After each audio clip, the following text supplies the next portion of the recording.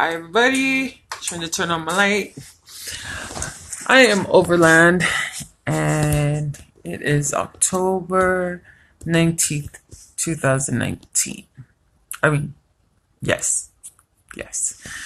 Um, Today's message, if you didn't already catch it on my other IG, is about stop holding ourselves back.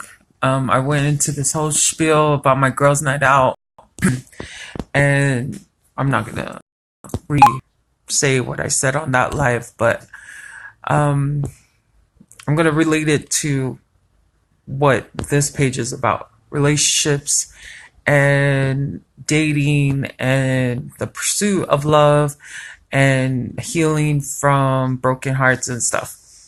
So I was thinking about when was the last time I held back because of a past heartbreak, and could think of anything. So hopefully, as I keep talking, it will come to me. But here's what I've learned when I've held back. Um, in the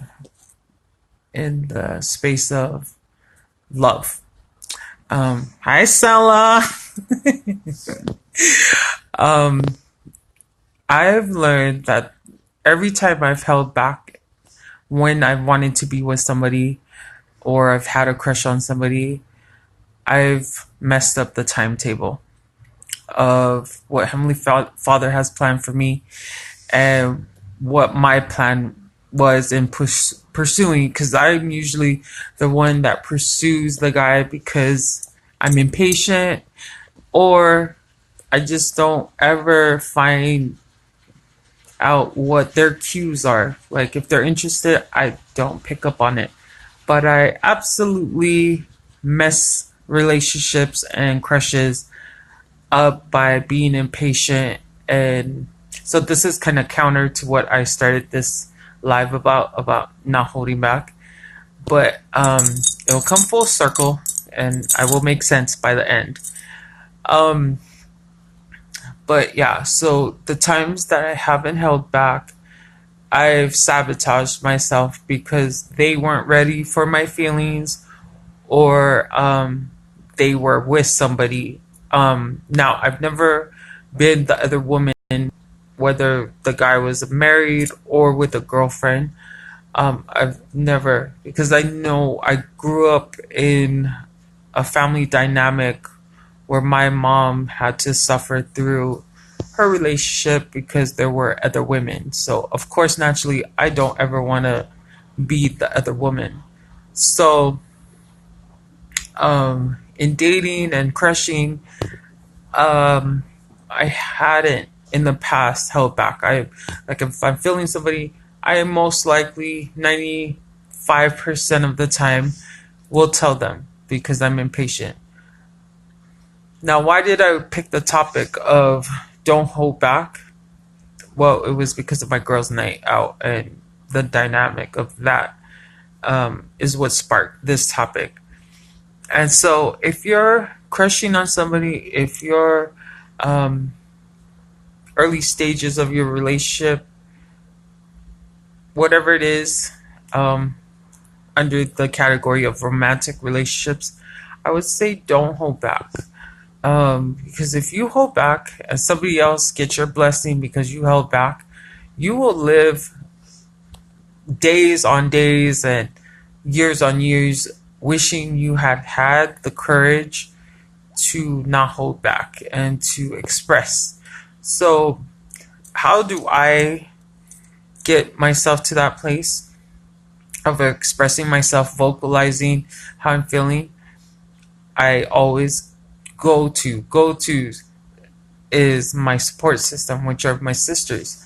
I get their opinions on it, and the blessing of my having my sisters is that I'll vent and express, and then they'll tell me, okay, if you choose this, this consequence might happen, but if you choose this, it might turn out your way.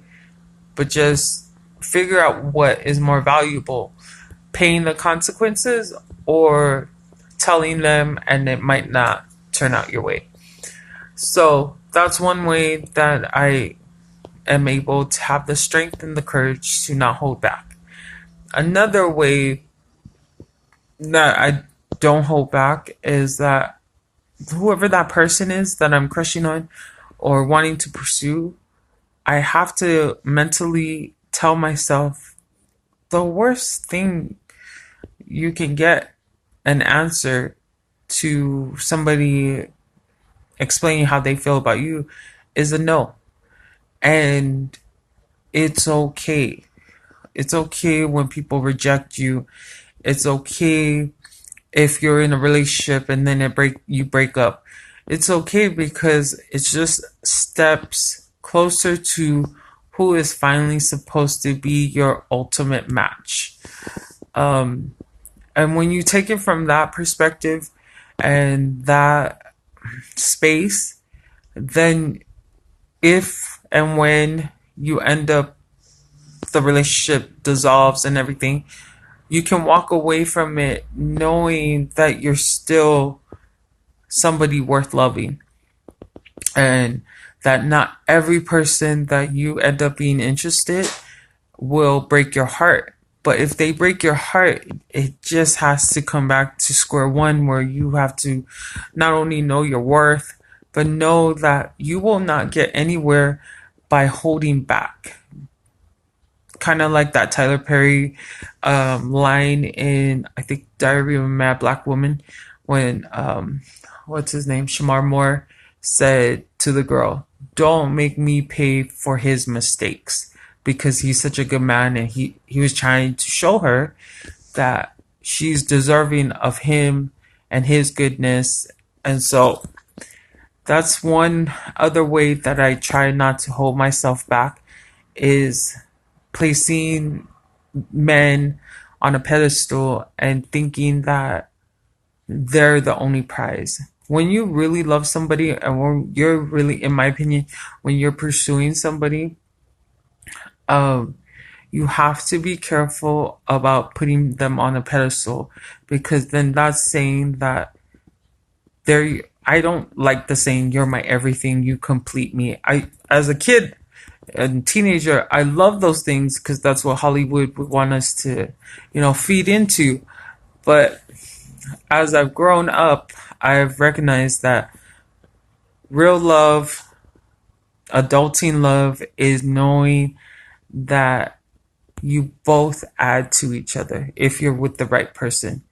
If you're pursuing and crushing on the right person, that they bring something to add to the relationship, you bring something, and it's not about completing each other. It's about not only having God centered in that relationship, but knowing that one without the other doesn't make the relationship strong. And one with the other doesn't mean that the other person is more valuable or more necessary. So that's one other way that I do my best to not hold back. And the final thought I would leave with you guys about not holding back is,